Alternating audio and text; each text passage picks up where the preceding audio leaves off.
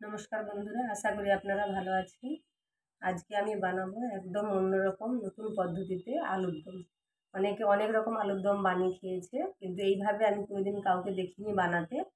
এই জন্য আমি আজকে এই নতুন পদ্ধতিতে আলুর দমটা বানাচ্ছি। এইভাবে আলুগুলো কেটে নিয়েছি। আলু আপনারা যেরকমভাবেই কাটতে পারেন, বড় ছোট সব রকমই কাটতে পারেন। এর মধ্যে আমি দিয়ে দেবো পেঁয়াজ, রসুন, আদা, জিরে গুঁড়া, ধনিয়া গুঁড়া, লঙ্কা, হলুদ,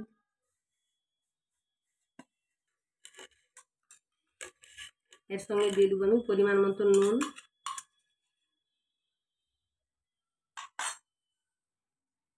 একটু সর্ষের তেল, সব একসঙ্গে আমি মাখিয়ে নেব। এগুলো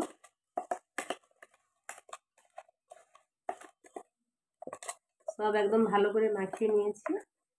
মাখিয়ে এটাকে আমি চাপা দিয়ে রেখে দেবো একটুক্ষণ, 5-7 মিনিট রেখে দেবো এটা চাপা দিয়ে। তারপরে দেখুন কিভাবে আমি এটা বানাচ্ছি।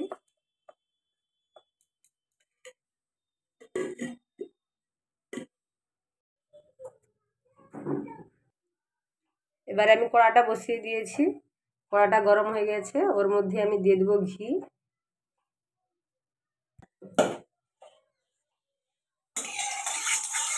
ঘিটা খুব ভালো করে কড়ার মধ্যে লাগিয়ে নেব।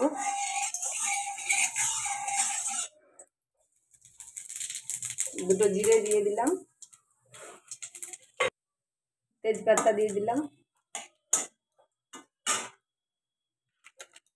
এবার আমি এই মাখিয়ে রাখা আলুটাই দিয়ে দেব।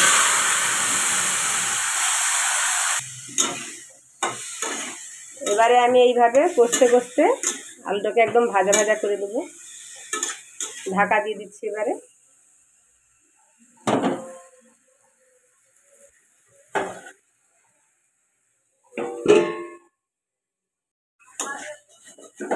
কি বলো, এই দেখুন এদিকে লুচি ভাজা হচ্ছে। লুচিগুলো খুব ভালো করে ফুলতিছে একবারে।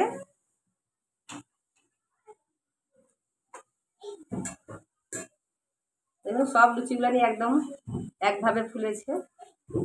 একটু লুচি মাখিয়ে, আটা কিন্তু একটু মাখিয়ে রেখে দিলে লুচি খুব ভালো ফুলে আর খুব নরমও হয়।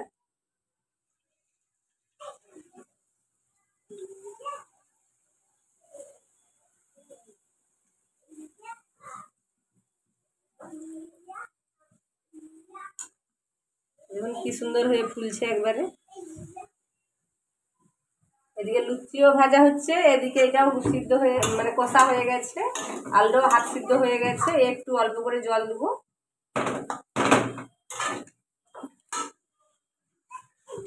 এই দেখুন একদম ভাজা ভাজা মতন হয়ে গেছে।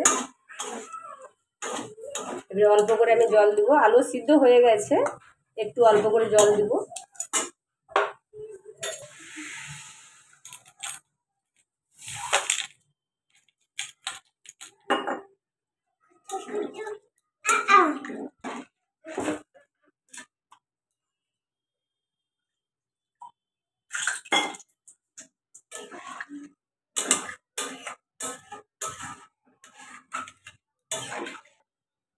দেখুন কালারটাও কি সুন্দর আসছে।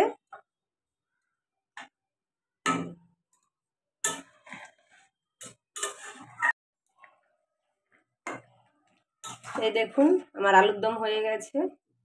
কিভাবে আলুর দম বানালাম দেখতেও দেখুন খুব সুন্দর হয়েছে, একদম লাল লাল আর একদম ঝোলও মোটা মোটা। এরকমই আলুর দম খেতে ভালো লাগে। আবার একদম শুকনো শুকনোটাও ভালো লাগে না, আর একদম ঝোলও ভালো লাগে না। এরকমই বসা বসা মাখো মাখো।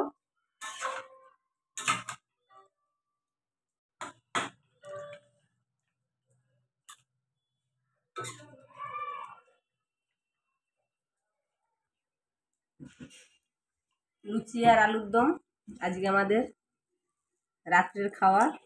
লুচিও দেখুন একদম কি সুন্দর ফুলছে, কিছুই নেই একবারে সব।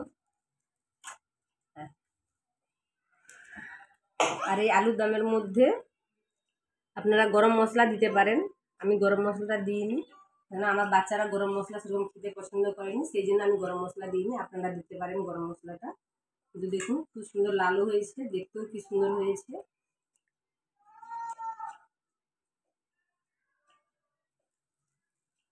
খেতেও তো খুব সুন্দর হয়েছে। এইভাবে আপনারা একবার বাড়িতে বানিয়ে দেখবেন কীরকম রান্না হচ্ছে কি করছে। এইভাবে একবার বানিয়ে দেখবেন। আমার এই রেসিপিটা ভালো লাগলে শেয়ার করবেন, কমেন্ট করবেন, লাইক করবেন, সাবস্ক্রাইব করবেন, পাশে থাকবেন। দেখা হবে পরের ভিডিওতে। নমস্কার। খুব সুন্দর লাগছে কিন্তু খেতে। একবার আপনারা ট্রাই করে দেখবেন, প্লিজ একবার ট্রাই করে দেখবেন যে কেমন লাগছে।